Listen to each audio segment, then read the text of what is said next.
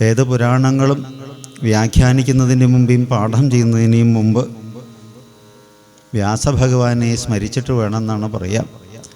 കാരണം ഭാഗവതമൊക്കെ എന്തൊക്കെയോ ഒരു കോലത്തിൽ ആളുകൾ നാടകം നടത്തുന്ന നിലയിലേക്ക് കാട്ടിക്കൂട്ടിയിട്ട് വ്യാസൻ ഉദ്ദേശമാതിരി ഒന്നുമല്ല ഭാഗവതം പോണതേ. ഭാഗവതം എന്തോ ഒരു കോലത്തിൽ അടുത്ത കാലത്തായിട്ട്, കുറ്റമായിട്ടല്ല, പക്ഷെ സങ്കടം തോന്നുകയാണ്.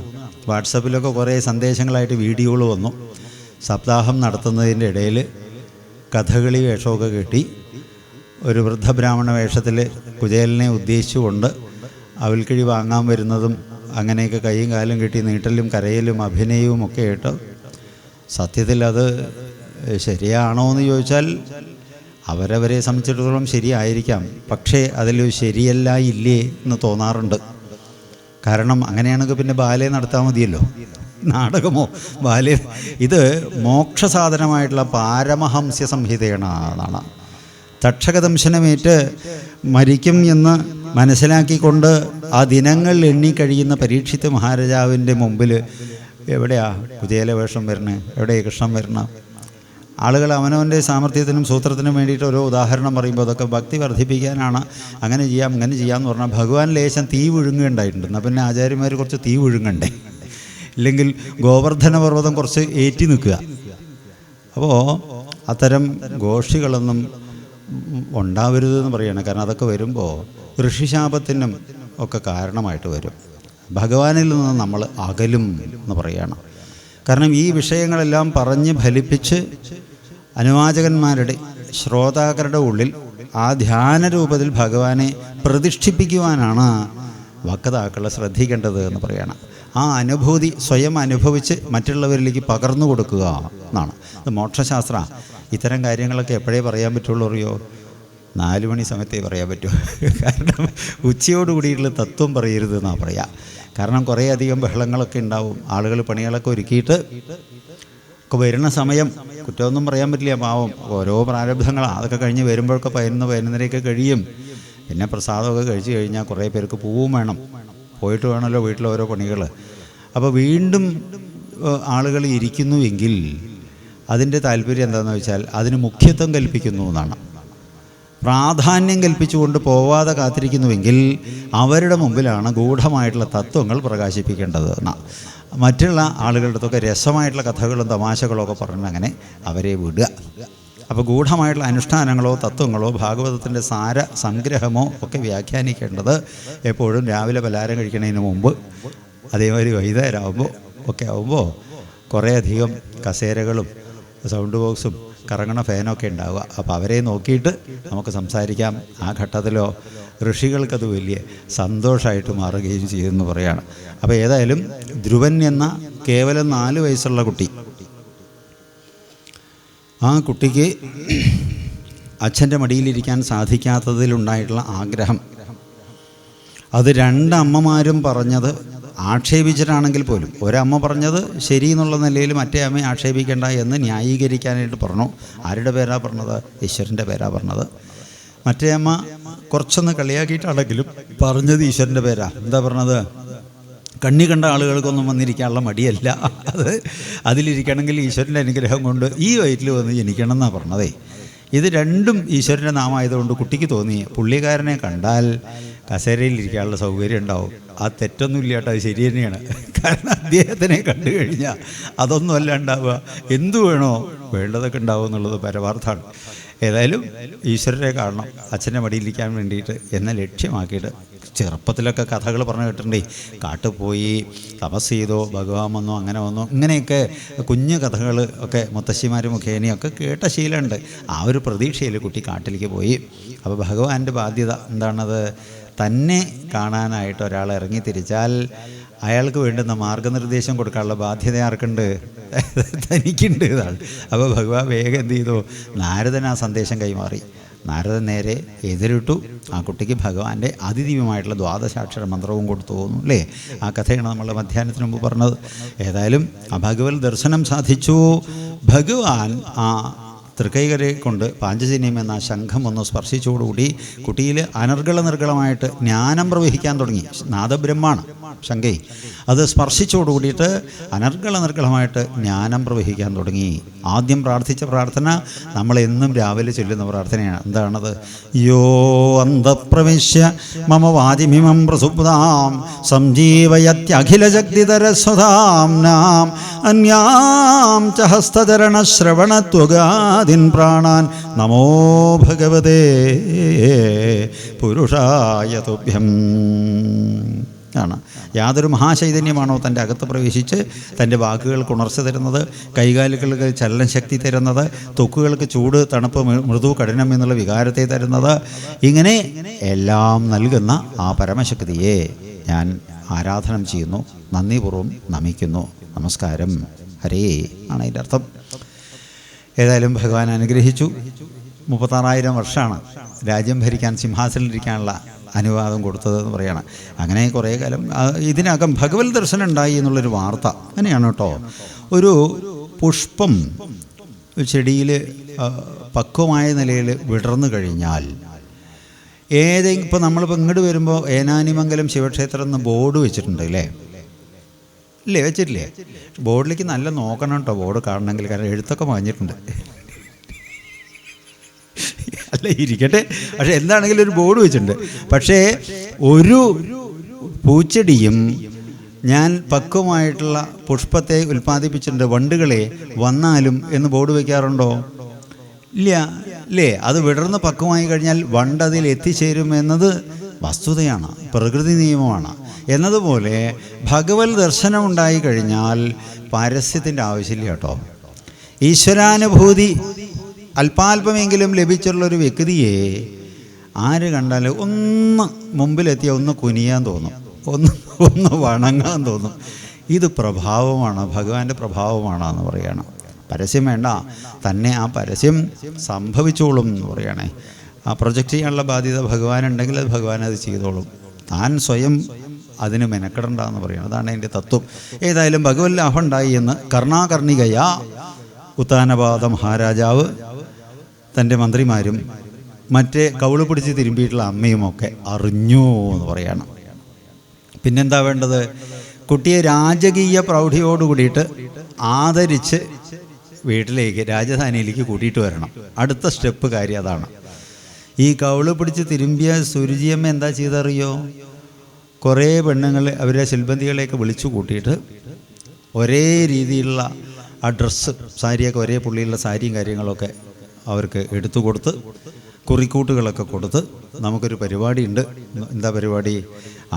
പിന്നെ എൻ്റെ ധ്രുവൻകുട്ടി, അങ്ങനെ പറഞ്ഞു കേട്ടോ, എൻ്റെ ധ്രുവൻകുട്ടി തപസ് ചെയ്ത് ഭഗവാനെ പ്രത്യക്ഷപ്പെടുത്തി കുട്ടിയെ കൂട്ടിയിട്ട് വരികയാണ്. അങ്ങനെ എന്താ ചെയ്യണം? സ്വാഗത സംഘം കമ്മിറ്റിയുടെ മെയിൻ ചെയർപേഴ്സൺ ആരറിയോ? ഈ കവിള് പിടിച്ച് തിരുമ്പിയമ്മേ. മറ്റുള്ള ആളുകൾ പ്രസവിച്ച അമ്മ ഒരു മൂലയ്ക്ക് നിൽക്കുന്നുണ്ട്. എന്തായാലും ആ അമ്മ അതൊക്കെ ചിരിച്ചുകൊണ്ട് അനുവദിച്ചു എന്ന് പറയണം. അങ്ങനെ കുട്ടിയെ കൂട്ടിയിട്ട് വന്നു, ഹാരാർപ്പണം ചെയ്തു. കാല് കഴുകാൻ പ്രബുദ്ധന്മാരായിട്ടുള്ള ഋഷികളും രാജഗുരുക്കന്മാരും ഒക്കെ കുട്ടിയെ സ്വീകരിക്കുകയാണ്. തകിലും നാദസ്വരവും ഒക്കെ ആയിട്ട് വാദ്യഘോഷങ്ങളോട് കൂടിയിട്ട് പൂ അർച്ചനയായിട്ട് ഇങ്ങനെ നടക്കുന്ന വഴിയിലൊക്കെ ചൊരിഞ്ഞുകൊണ്ടാണ് ആ കുട്ടിയെ സ്വീകരിച്ചത് രാജധാനിയിലേക്ക് എന്ന് പറയണം. എന്നിട്ടോ അച്ഛൻ ഒരു സൈഡ് മാറിയിരുന്നിട്ട് രാജഋഷിമാരെയൊക്കെ വിളിച്ചിട്ട് ഉണ്ണിക്ക് പട്ടാഭിഷേകം ചെയ്യണമെന്ന് ആവശ്യപ്പെട്ടു. അങ്ങനെ ബാലാവസ്ഥയിൽ തന്നെ ആ രാജധാനിയിലത്തെ അധികാരങ്ങളും ആ ചിഹ്നങ്ങളൊക്കെ കുട്ടിക്ക് കൊടുത്തിട്ട് അവിടെ കുട്ടിയെ വാഴിച്ചു എന്ന് പറയാം. എന്താ എൻ്റെ താല്പര്യം? ഈശ്വരലാഭമുണ്ടാവലാണ് ജീവിതത്തിൽ വലിയ ലാഭം.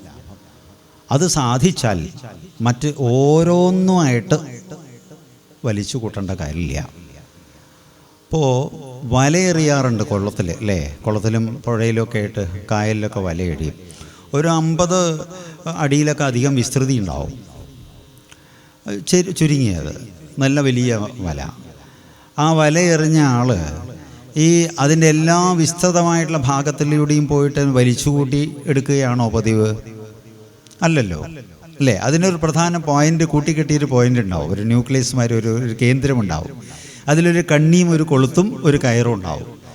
ആ കയറിനെ പിടിച്ചൊരു വലി വലിച്ചാൽ അതിൽ കുടുങ്ങിയ ആ ജലജീവികളും ആ വലയും എല്ലാം ഒന്നിച്ച് വരുന്നത് ഏതുപോലെയോ അതുപോലെ ആ സർവശക്തനായിട്ടുള്ള ആ ഭഗവാനെ മാത്രം അങ്ങോട്ട് പിടിച്ചാൽ അതിൻ്റെ പിന്നാലെ എന്തൊക്കെ വരണോ? അധികാരം വരണോ അല്ലേ, വാഹനം വരണോ, സേവകന്മാർ വരണോ, സ്തുതിപാഠകന്മാർ വരണോ, രാജഗുരുക്കന്മാർ വരണോ, എല്ലാം വരണോ എന്ന് പറയണേ. അപ്പോൾ യാതൊന്ന് നേടിയാലാണോ മറ്റൊന്നും നേടേണ്ടാത്തത്? ആ നേടേണ്ടതിനെ നേടിക്കഴിഞ്ഞാൽ എന്താ സംഭവിക്കുക? എല്ലാ നേട്ടങ്ങളും വരും എന്ന് പറയണം. ആ കഥ കഴിഞ്ഞിട്ടില്ല, പക്ഷേ ഇത്രയെങ്കിലും കഥാഭാഗങ്ങൾ കേട്ട് ശ്രദ്ധയോടുകൂടി കേൾക്കുന്ന ആളുകളുടെ കേൾവി വൃഥാവിലാവില്ല. അവർക്ക് എങ്ങനെയും ചുരുങ്ങിയത് ഒരു ചായയും കടിയെങ്കിലും കിട്ടും എന്ന് ഫലം പറഞ്ഞിട്ടാണ് ഈ ഭാഗം സമർപ്പിക്കപ്പെടുന്നത്. സർവത്ര ഗോവിന്ദനാമ സങ്കീർത്തനം, ഗോവിന്ദ ഗോവിന്ദ. ഭഗവത് ലാഭത്തിന് ശേഷം അരമനയിലേക്ക് ക്ഷണിക്കപ്പെട്ട് വന്ന ആദരവോടുകൂടി തിരിച്ച് വന്ന ധ്രുവൻ ബാലാവസ്ഥ കഴിഞ്ഞ് കുമാരനായി യൗവനയുക്തനായി ഒരു വിവാഹമൊക്കെ കഴിച്ചു. ഒരു പ്രജാപതിയുടെ മകളെ തന്നെ വിവാഹം കഴിച്ചു, ബ്രഹ്മി എന്ന കന്യകയെ. അതിൽ 2 ആൺകുട്ടികളുണ്ടായി. വേറെയും ഒരു വിവാഹം കഴിച്ചു, അതിലും ഒരു സന്തതി ഉണ്ടായി. അങ്ങനെ ഭക്തി ശ്രദ്ധയോടുകൂടിയിട്ടും ധർമ്മത്തോടു കൂടിയിട്ടും രാജ്യം ഭരിച്ചു കൊണ്ടിരിക്കുമ്പോൾ ഇദ്ദേഹത്തിൻ്റെ സോദരനായിട്ടുള്ള ഉത്തമൻ ഒരിക്കൽ വനത്തിൽ നായാട്ടിനായി കൊണ്ടുപോയി. ഭാഗവതത്തിലും രാമായണത്തിലൊക്കെ ധാരാളം നായാട്ടിന് പോകുന്ന രാജാക്കന്മാരെ കാണാൻ സാധിക്കും. അതിൻ്റെ ഒരു തത്വാംശം എന്താണെന്ന് കഴിഞ്ഞു കഴിഞ്ഞാൽ, ഇപ്പോൾ ഈ സംഘപ്രവർത്തകർ, സംഘപ്രസ്ഥാനങ്ങളിൽ ഒരു രീതിയുണ്ട്. സ്കൂളിലും മറ്റുമൊക്കെ ആയിട്ട് ക്യാമ്പുകൾ നടക്കും. ദേശദിന ക്യാമ്പ് മറ്റുമൊക്കെ ഓരോ പേരിലുണ്ടാവും. ഒരു 500 ഒക്കെ ആൾ ചുരുങ്ങിയത് കാണുമെങ്കിലും ഇവർക്ക് ആകെപ്പാടെ കൂടിയിട്ട് ഉപയോഗപ്പെടുത്താനായിക്കോട്ടെ അവിടെ ഉണ്ടാവുന്ന സൗകര്യം എന്നത് 2 or 3 ബാത്റൂമും ഒന്നിച്ചൊരു ഹാളും ഒരു ചെറിയൊരു വിരിയും, ചിലർക്ക് തലയെണ്ണ ഇല്ല, അങ്ങനെയൊക്കെ ഒരു ഒഴുക്കം മട്ടിലാണ് ഉണ്ടാവുക.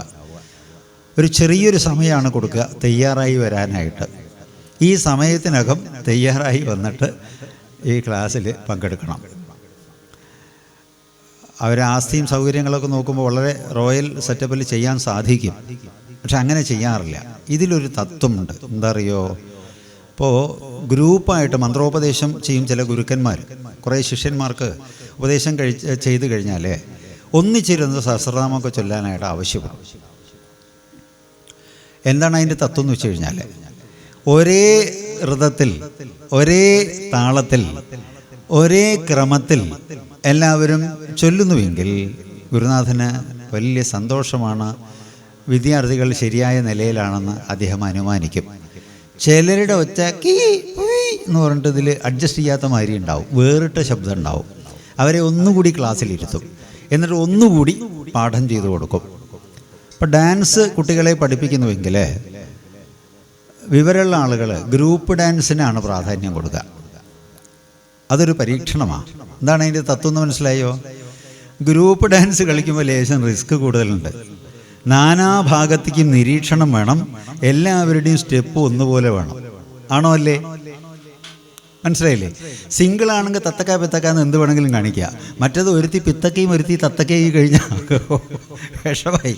അപ്പോൾ എന്താ അറിയോ, സാഹചര്യങ്ങളെ നിരീക്ഷിച്ച് മനസ്സിലാക്കി അതിനൊത്ത വിധത്തിൽ താനും കൂടി പാകപ്പെടുന്നുവെങ്കിൽ നിരീക്ഷണ പാഠവുമുണ്ട്, ബുദ്ധിയുണ്ട്, എല്ലാവരുമായിട്ട് ചേർന്ന് പ്രവർത്തിക്കുവാനുള്ള ഒരു പക്വതയും ഗുണവിശേഷവും സംസ്കാരവുമുണ്ട് എന്ന് മനസ്സിലാക്കും എന്നാണ്. ഇതാണ് അതിൻ്റെ ഭാഗം. അപ്പോൾ ആശയം വ്യക്തമായല്ലോ. ഇതാണ് ആ പ്രസ്ഥാനങ്ങൾ ഇങ്ങനെയുള്ള ഒരു രീതി അവലംബിക്കുന്നത്. കാരണം ചെടുതിയിൽ പോയി ബാത്റൂമിലെ കാര്യങ്ങളൊക്കെ കഴിച്ച് പെട്ടെന്ന് കുളിച്ച് തയ്യാറായിട്ട് ഇങ്ങോട്ട് വരണം.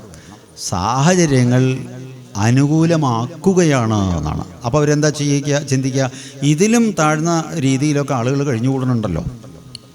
ഇപ്പോൾ രാജംപിള്ള എന്ന് പറഞ്ഞുള്ള ബിസ്ക്കറ്റ് രാജാവ് ഷൂ തലേണ്ണയായിട്ട് വെച്ചിട്ട് കിടക്കേണ്ടായി ജയിലിൽ നമ്മൾ കേട്ടിട്ടുണ്ട് അല്ലേ? അങ്ങനെ ഒരു സാഹചര്യം വിധിയിലുണ്ടെങ്കിൽ ചിലപ്പോൾ അതിന് നമ്മൾ പാകപ്പെടേണ്ടതായിട്ട് വന്നേക്കാം. അങ്ങനെ ജീവൻ വെടിഞ്ഞു. വലിയ കാരണം ടിഫിൻ ലണ്ടനിലാണെങ്കിൽ ലഞ്ച് വേറെ സ്ഥലത്ത് ആ നിലയിൽ കഴിഞ്ഞിട്ടുള്ള ആളാണെങ്കിൽ പോലും അദ്ദേഹത്തിന് അനുഭവിക്കേണ്ടി വന്നതായിട്ടുള്ള ഒരു സാഹചര്യങ്ങൾ. ഇപ്പോൾ മനുഷ്യാവസ്ഥയിൽ ഓരോ നാടകം നടിക്കുന്നതിൻ്റെ കൂട്ടത്തിൽ ആർക്കും ഏതു തരം സാഹചര്യങ്ങളും വന്നുപെടാം.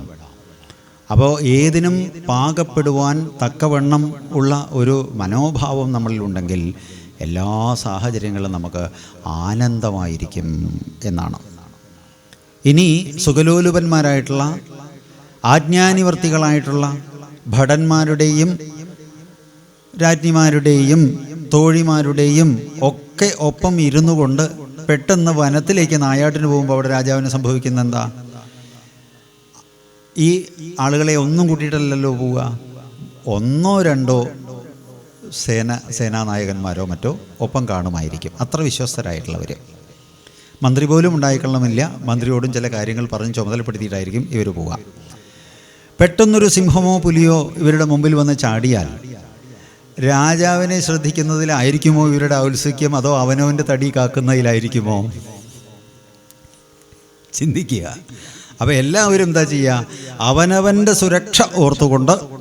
അപ്പോൾ ചിലപ്പോൾ കുതിര നഷ്ടപ്പെടാം, ആയുധം നഷ്ടപ്പെടാം, ഒളിച്ചിരിക്കേണ്ടതായിട്ട് വന്നേക്കാം.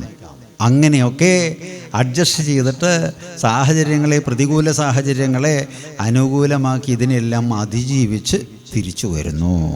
അതൊരു പാഠമാണ്. മനസ്സിലായില്ലേ? പെട്ടെന്നൊരു അറ്റാക്ക് വന്നു കഴിഞ്ഞാൽ അതിനെ പ്രതിരോധിക്കുവാനുള്ള മനഃശേഷിയും കരുത്തും ഒക്കെ നമ്മൾക്കുണ്ടാവണമെങ്കിൽ ഇങ്ങനെ ഇടയ്ക്കെങ്കിലും ഒരു ത്യാഗം ഉണ്ടാവേണ്ടിയിരിക്കുന്നു എന്നാണ്. ഭൗതികത്തിലും നമ്മൾ അങ്ങനെ കാട്ടിലൊന്നും പോകാൻ പറ്റിയില്ലെങ്കിലും, ഇപ്പോഴത്തെ കാലഘട്ടം മോശമാണല്ലോ. ഇപ്പോൾ സ്വാമി പറഞ്ഞു എന്ന് പറഞ്ഞിട്ട് നാളെ കുതിരേനെയും പിടിച്ചിട്ട് കാട്ടിലേക്കൊന്നും പോകണ്ട, എന്ത് ചെയ്താൽ മതി?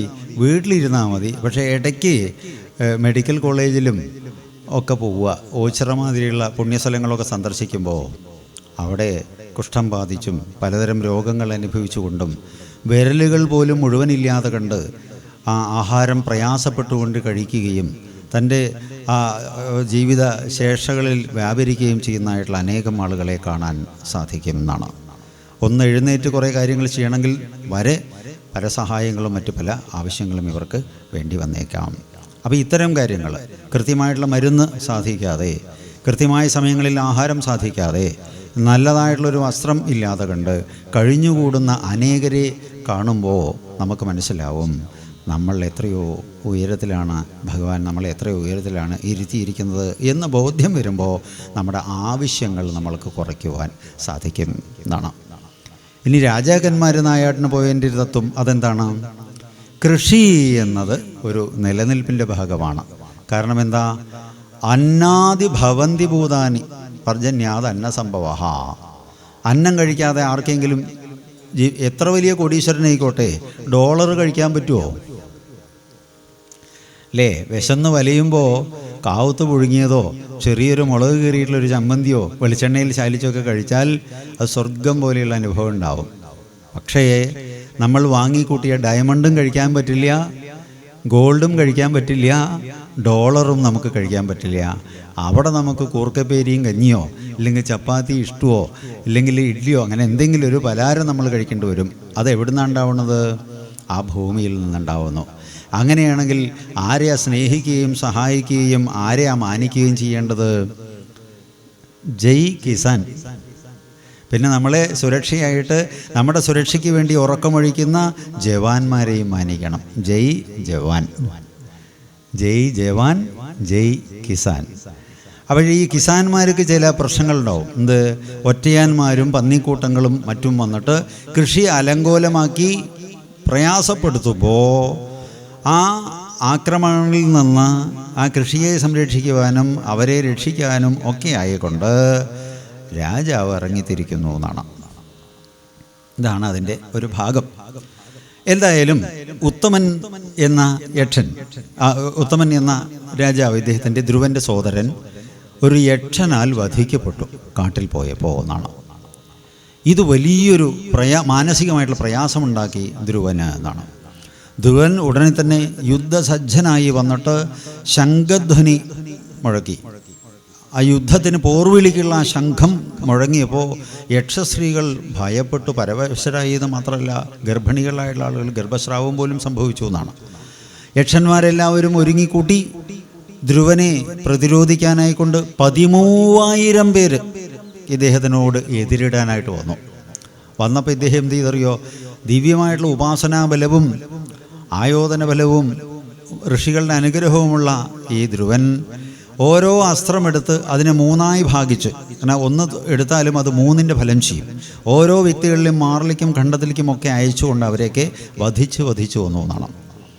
വധിക്കപ്പെട്ടുകൊണ്ടിരിക്കുന്ന ഇവരിൽ വലിയ ആശങ്കയും ഭയവും ഉണ്ടായപ്പോൾ സിദ്ധന്മാരായിട്ടുള്ള ഇവർ മായാപ്രയോഗം നടത്തി കടലിൻ്റെ വലിയൊരു എരമ്പം ചുറ്റും വരുന്നതായിട്ടും വെളിച്ചം മുഴുവൻ മറയുന്നതായിട്ടുള്ള ആ ഒരു അനുഭവം, പകൽ സമയത്ത് പോലും കൂരിരുട്ടിൻ്റെ പ്രതീതി ഉണ്ടായപ്പോൾ ഇത് ഇവരുടെ മായാപ്രയോഗമാണ് എന്ന് മനസ്സിലായപ്പോൾ ഋഷികളെ വിളിച്ച് അദ്ദേഹം പ്രാർത്ഥിച്ചു. ഋഷികൾ അവരുടെ മുമ്പിൽ പ്രത്യക്ഷനായി, നീ നാരായണനുമായിട്ട് ബന്ധമുള്ളവനാണ്, നാരായണ ബലമുള്ള വ്യക്തിയെ ഒരു ശക്തിക്കും ഒന്നും ചെയ്യാൻ സാധിക്കില്ല എന്ന് പറഞ്ഞൊരു കാര്യം ചെയ്തോളൂ, നാരായണ മന്ത്രം ചൊല്ലിയിട്ട് അസ്ത്രം അയച്ചോളൂ എന്നാണ്. അസ്ത്രം ഒന്നായിരിക്കും, പക്ഷേ ഉപയോഗിക്കുന്ന മന്ത്രമനുസരിച്ച് അതിന് ഭാവം മാറും. അങ്ങനെ നാരായണ അസ്ത്രം പ്രയോഗിച്ചു എന്നാണ്. നാരായണ അസ്ത്രത്തിൻ്റെ പ്രത്യേകത എന്താ അറിയോ? ഒന്നിനും അതിനെ മറയ്ക്കാൻ സാധിക്കില്ല, തടുക്കാനും സാധിക്കില്ല. അത് പോയാൽ ലക്ഷ്യം കണ്ടിട്ടേ തിരിച്ചു വരൂ. പക്ഷെ വേറൊരു പ്രത്യേകതയും കൂടിയുണ്ട്. ആ അസ്ത്രത്തെ തൊഴുതിട്ട് പൊറുക്കണം കേട്ടോ, ഇനി മേലേൽ എൻ്റെ ഭാഗത്ത് ഉപദ്രവം ഉണ്ടാവില്ല, കായേന വാചാന്ന് തൊഴുതാലോ ആ അസ്ത്രം ആ അപരാധം ക്ഷമിക്കണമെന്ന് ആവശ്യപ്പെടുന്നവനെ ഉപദ്രവിക്കുകയുമില്ല. ഇങ്ങനെയാണ്. അങ്ങനെ ആ യുദ്ധത്തിൽ യക്ഷന്മാർ പരാജിതരായിക്കൊണ്ട് ഇദ്ദേഹം വിജയിച്ചു. വൈശ്രവണൻ യക്ഷന്മാരുടെ കേന്ദ്രബിന്ദുവാണ്. വൈശ്രവണൻ എന്ന് വെച്ചാൽ മനസ്സിലായോ? കുബേരൻ്റെ മറ്റൊരു പേരാണ് വൈശ്രവണൻ. വൈശ്രവണൻ ഇവരുടെ മുമ്പിൽ പ്രത്യക്ഷനായിക്കൊണ്ട് അദ്ദേഹത്തിനോട് യാചിച്ചു, അങ്ങയുടെ സഹോദരനെ വധിച്ചത് ഒരാളാണ്, അവർ അങ്ങയാൽ വധിക്കപ്പെട്ടു, ഈ വംശം മുഴുവൻ എന്തിനാ അങ്ങ് ഇല്ലാതാക്കുന്നത്? ദയവ് ചെയ്ത് അങ്ങേ പോലുള്ള കരുണാലുക്കളായിട്ടുള്ള ആളുകൾ വെച്ചു പുലർത്തേണ്ട ഒരു മര്യാദ അങ്ങേ ഉപദേശിക്കുകയല്ല, ഒരു സംശയമായിട്ട് ചോദിക്കുകയാണ്. നമ്മളിൽ ഉണ്ടാവുന്ന ഭഗവാനിന് പ്രിയമുണ്ടാവണമെങ്കിൽ 3 തരം ഭാവങ്ങൾ നമ്മളിൽ ഉണ്ടാവണം. എന്താണത്? തന്നിൽ മുതിർന്ന ആളുകളോട് ക്ഷമയും, തന്നോളം പോന്ന ആളുകളിൽ മൈത്രിയും, തന്നിൽ താഴ്ന്ന ആളുകളിൽ കാരുണ്യവും. മനസ്സിലായില്ലേ? തന്നിലും ഉയർന്ന ആളുകളോട് ക്ഷമിക്കുക, അത് വലിയൊരു അനുഗ്രഹമാണ്, വലിയൊരു ആയുധമാണ്. പിന്നെയോ തന്നോളം പോകുന്നവരിൽ ആ സൗഹൃദം, അതാണ് മൈത്രി. തന്നിൽ താഴ്ന്ന ആളുകളോട് കാരുണ്യം, ഇതാണ് ഒരു ബലവാന് ഉണ്ടാവേണ്ടത് എന്നാണ്. ഏതായാലും ഇങ്ങനെ ഉപദേശിച്ചു. ഋഷികളും അത് ശരിവെച്ചപ്പോൾ അദ്ദേഹം യുദ്ധത്തിൽ നിന്ന് പിന്മാറി. സന്തുഷ്ടനായിട്ടുള്ള വൈശ്രവണൻ അദ്ദേഹത്തിനോട് ചോദിച്ചു, എന്ത് വരമാണ് വേണ്ടത് എന്നാണ്. അപ്പോൾ അദ്ദേഹം ആലോചിച്ചു, ശരിയാണ്, ഞാൻ ഭഗവാനെ കണ്ടപ്പോൾ വേണ്ടതല്ല ചോദിച്ചതേ. അങ്ങനെയാണ്. അപ്പോൾ നമ്മൾ റിസർവ് ബാങ്കിൻ്റെ പരമാധികാരിയായിട്ട് നമുക്കൊരു ബന്ധം സാധിച്ചു എന്ന് വയ്ക്കുക, ഫ്ലൈറ്റിൽ വെച്ചോ എവിടെന്നെങ്കിലും പരിചയപ്പെട്ടെന്ന് നോക്കിയപ്പോൾ നാട്ടിൽ നിന്ന് പണ്ടേ നാട് വിട്ടുപോയ കുടുംബത്തിലെ ആളാണ്, നമ്മുടെ ആളാണ്, മലയാളിയാണ്, എവിടെ പയ്യനടുത്തുകാരനാ. പരിചയപ്പെട്ടപ്പോൾ നമ്മൾ അയലോക്കക്കാരാട്ടോ. അല്ല, ഞാൻ ജനിച്ചത് ഇവിടെയാണ്, ഡൽഹിയിലാണ്. അല്ല, ആയിക്കോട്ടെ, എന്നാലും അങ്ങയുടെ അച്ഛനും മറ്റുമൊക്കെ ആയിട്ട് നല്ല ബന്ധമായി, വലിയ സൗഹാർദ്ദമായി. സ്റ്റാർ ഹോട്ടലിൽ പോയി പലഹാരമൊക്കെ കഴിച്ചു, പിരിഞ്ഞു. അപ്പോൾ അദ്ദേഹം തിരിച്ച് യാത്ര ചെയ്യുമ്പോൾ പറഞ്ഞേ, അതേ ഞാൻ ഈ ഫ്ലൈറ്റിൽ വന്നു എന്ന് പറഞ്ഞിട്ട് കാര്യമില്ല, വലിയ ആളൊന്നുമല്ല, എൻ്റെ ഒരു സുഹൃത്ത് ബുക്ക് ചെയ്തിട്ട് ഓൺലൈനിൽ ബുക്ക് ചെയ്ത് തന്നായി ടിക്കറ്റ്, ചെറിയൊരു പരിങ്ങലിലാണ്. ഇത്രയും പരിചയപ്പെട്ട സ്ഥിതിക്ക് ബുദ്ധിമുട്ടാവില്ലെങ്കിലേ ഒലോക്കോട് റെയിൽവേ സ്റ്റേഷനിൽ അവിടെ ഇറങ്ങും, നെടുമ്പാശ്ശേരി ഇറങ്ങിയിട്ട് അവിടെ നിന്ന് ഇപ്പോൾ തൃശ്ശൂരിൽ നിന്ന് കയറിയിട്ടൊക്കെ എങ്ങനെ എത്തിയെന്ന് വിചാരിക്കുക. ചിലപ്പോൾ നേരത്തെ വണ്ടി കിട്ടില്ല. അപ്പോൾ പയ്യനടുത്തേക്ക് പോകാൻ, ടൗണിൽ ഇറങ്ങിയിട്ട് പോകാൻ ഓട്ടോറിക്ഷയ്ക്ക് ഒരു 200 രൂപ തരുമോ? ബുദ്ധിമുട്ടാവുമോ എന്ന് ചോദിച്ചാൽ ഇതിൽ പരം വങ്കത്തരമുണ്ടോ? വലിയ പ്രഭുവിനോട് വലിയ കാര്യമല്ലേ ആവശ്യപ്പെടേണ്ടത്? കുഞ്ഞു കാര്യമാണോ ചോദിക്കുക? അപ്പോൾ ഇതേമാതിരി ജഗൽ പ്രഭുവായിട്ടുള്ള ശ്രീമൻ നാരായണൻ മുമ്പിൽ വന്നപ്പോൾ ഭഗവാനോട് ചോദിച്ചതെന്താ? കസേരയിലിരിക്കണം അച്ഛൻ്റെ. ഈ ഒരു ആവശ്യമായിരുന്നു. അത് വലിയൊരു നാണക്കേടായി ഇദ്ദേഹത്തിന് തോന്നി. അപ്പോൾ അദ്ദേഹം പറഞ്ഞു, ഞാനൊരു വരം ഇപ്പോൾ ആവശ്യപ്പെടുന്നുണ്ട് അങ്ങയോട്. എന്താ അറിയോ?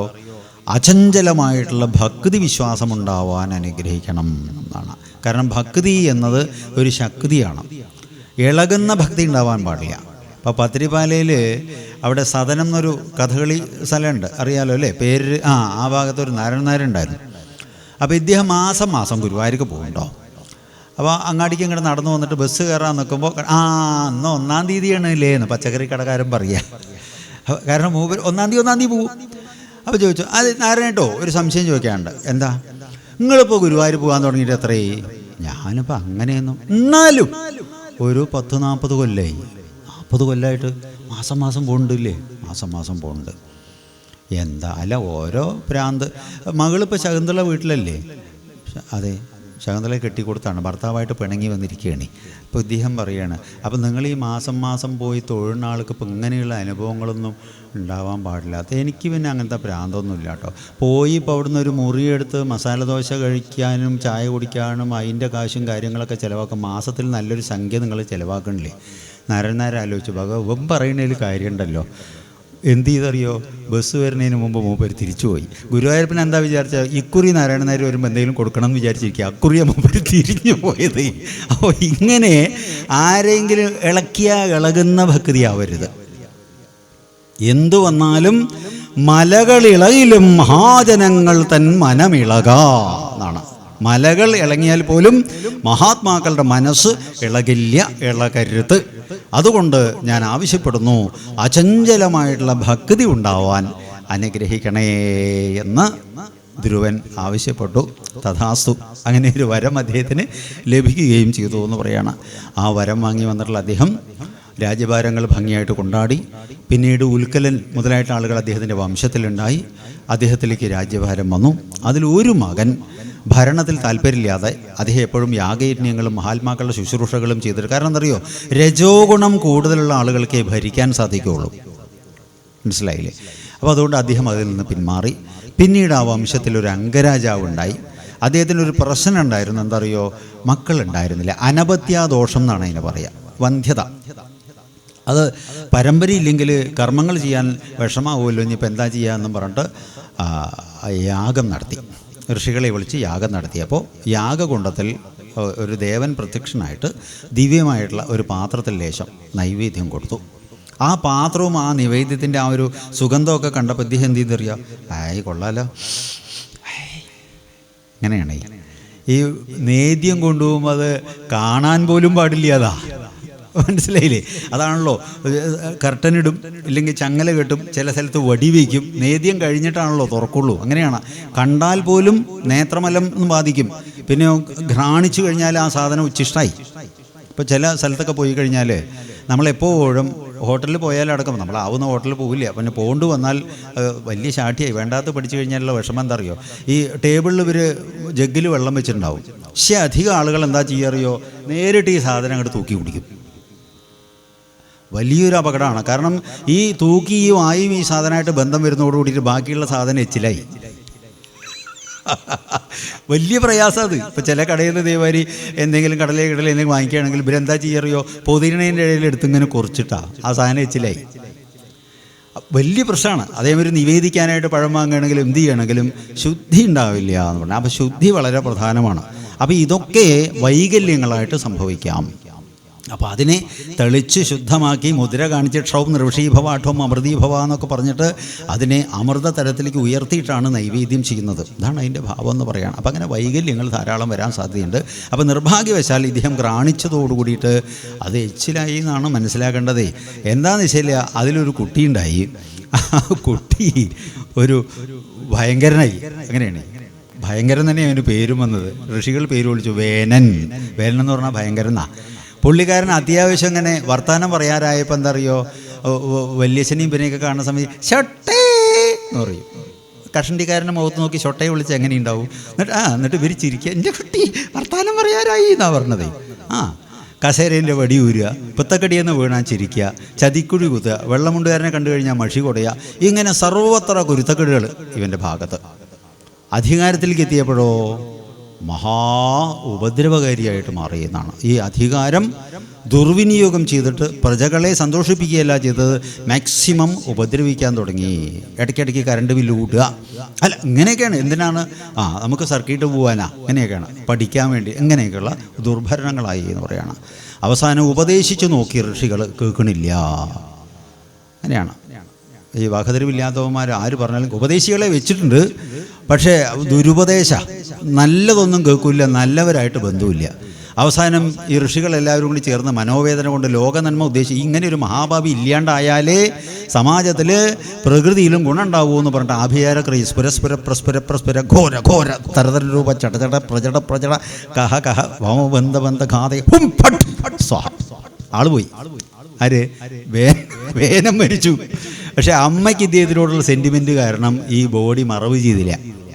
സിദ്ധന്മാരെ വിളിച്ചിട്ട് കടഞ്ഞിട്ട് ജീവൻ വെപ്പിക്കാനായിട്ട് പരിശ്രമിക്കുമോ എന്ന് പറഞ്ഞു. അങ്ങനെയുണ്ട് ഈ കോശ അല്ലേ, ടിഷ്യൂ കൾച്ചർ എന്നൊക്കെ പറയില്ലേ, അതേമാതിരി കോശത്തിൽ നിന്ന് ഉൽപ്പാദിപ്പിക്കാം. ഇടുപ്പിൻ്റെ അടിഭാഗത്ത് നിന്ന് കടഞ്ഞപ്പോൾ അതിൽ വേറൊരു സാധനം ഉണ്ടായി, ഉയരം കുറഞ്ഞിട്ട്. അപ്പോൾ ഈ ഉയരം കുറഞ്ഞവനും അമിതമായി ഉയരമുള്ളവനും ശരീരത്തിൽ അസ്ഥാനങ്ങൾ ധാരാളം രോമമുള്ളവൻ, അങ്ങനെയൊക്കെ നിയമമുണ്ട്. കണ്ണ് കോഴിക്കോട്ടേക്കും കൊഴിഞ്ഞാമ്പാറയ്ക്കും ഒന്നിച്ച് നോക്കണവൻ ഇവരൊന്നും ഭരിക്കാൻ പാടില്ല. അങ്ങനെ ലക്ഷണമൊത്ത ആൾക്കാണ് ഭരണക്കസേരയിൽ ഇരിക്കാൻ പാടുള്ളൂ എന്നാണ്. അപ്പം ഭരിക്കാൻ കൊള്ളില്ല എന്ന് പറഞ്ഞിട്ട് പുള്ളിക്കാരനെ നേരെ കാട്ടുവാസിയായിട്ട് അങ്ങനെ വിട്ടു. വീണ്ടും കരങ്ങൾ കടഞ്ഞപ്പോൾ അതിൽ ഭഗവാൻ തന്നെ അംശം കൊണ്ട് ജനിച്ചു, പൃഥുചക്രവർത്തിയായിട്ടും അർച്ചിസായിട്ടും എന്നാണ്. അങ്ങനെ ആ പൃഥ്വിചക്രവർത്തി ജനിച്ച മാത്രയിൽ ഇവരെ എല്ലാവരും സ്തുതിക്കാൻ തുടങ്ങി. അപ്പോൾ കുറേ വിദൂഷകന്മാരും സ്തുതിക്കുന്ന ആളുകളൊക്കെ ഉണ്ട്, സ്റ്റാഫുകളൊക്കെ ഉണ്ട്. അവർക്ക് ഇവരുടെ സ്തുതി പറയലാണ് പണി. അപ്പോൾ അദ്ദേഹം പറഞ്ഞു, ഞാനിപ്പോൾ വന്നിട്ടേ ഉള്ളൂ, എന്നെപ്പറ്റി നിങ്ങൾക്ക് എന്താ അറിയുക?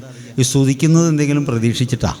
മനസ്സിലായില്ലേ? നിങ്ങൾക്ക് എന്തെങ്കിലും ദൈന്യത ഉണ്ടെങ്കിൽ ആ ദൈന്യത ഞാൻ തീർക്കാൻ പരിശ്രമിക്കുക, എന്നെ സ്തുതിക്കണ്ട, സ്തുതിച്ച് കേടുവരുത്തണ്ട എന്നാവശ്യപ്പെട്ടു.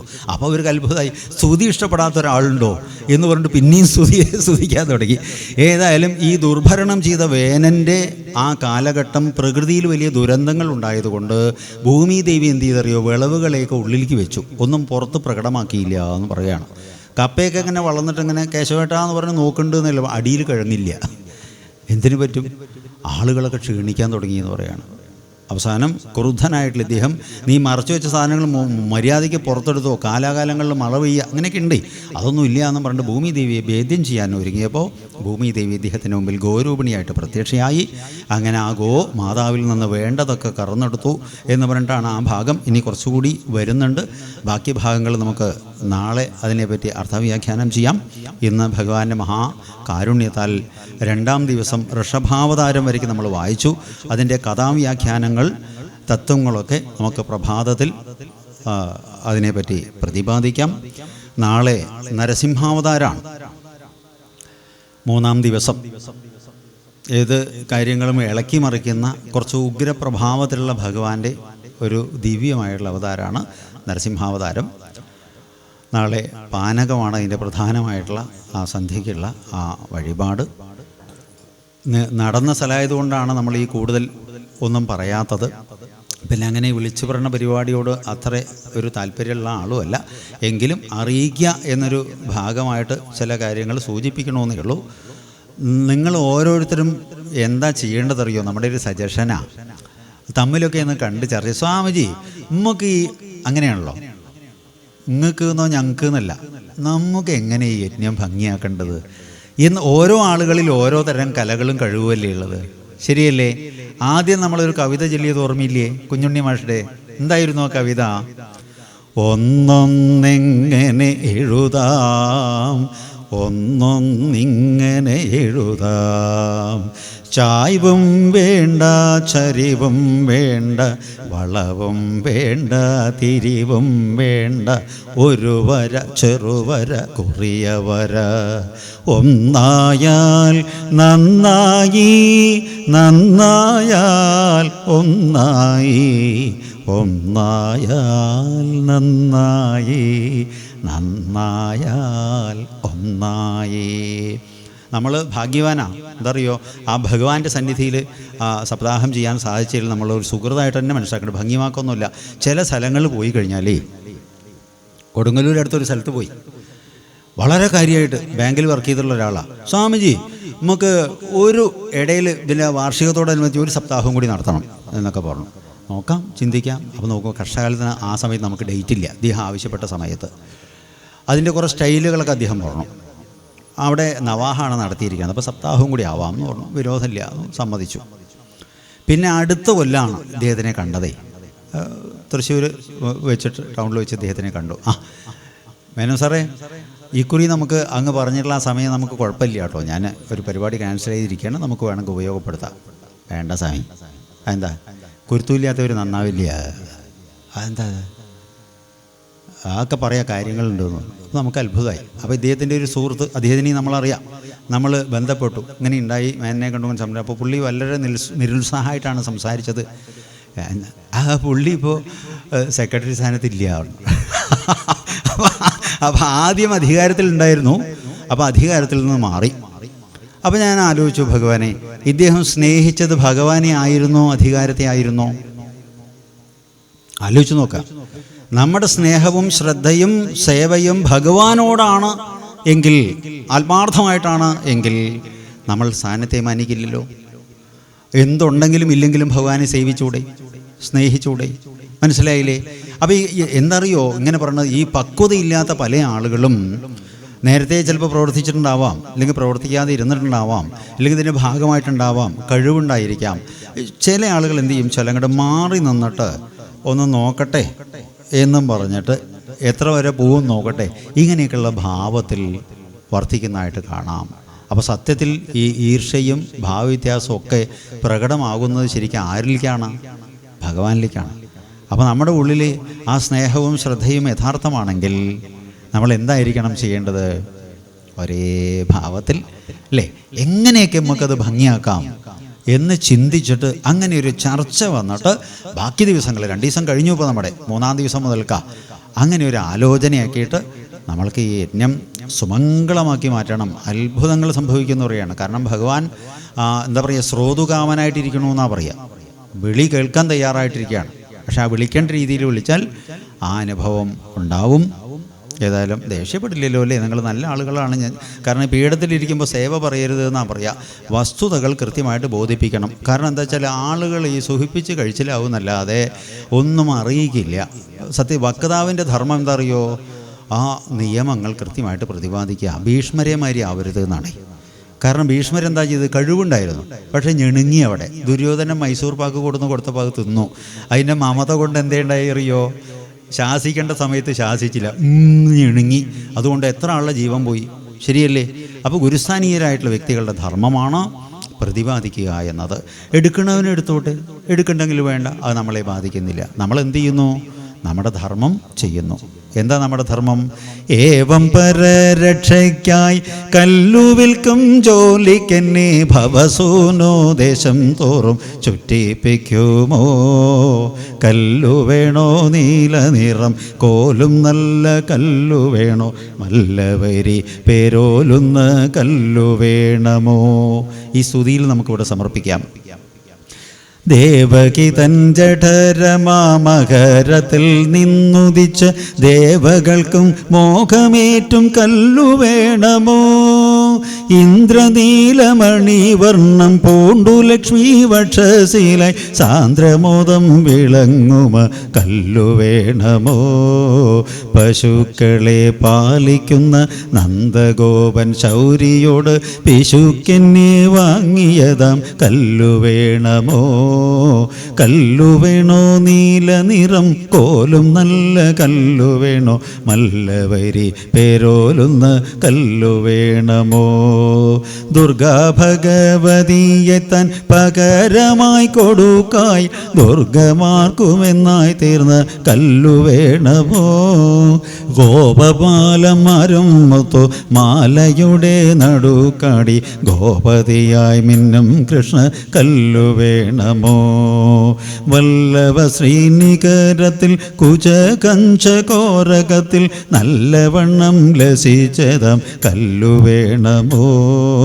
ഹൃദയത്തിൽ ധരിപ്പോരെ മായാബന്ധം മുറിച്ചുടൻ ഉദബ്ധിയിൽ ആഴ്ത്തിടുന്ന കല്ലു വേണമോ.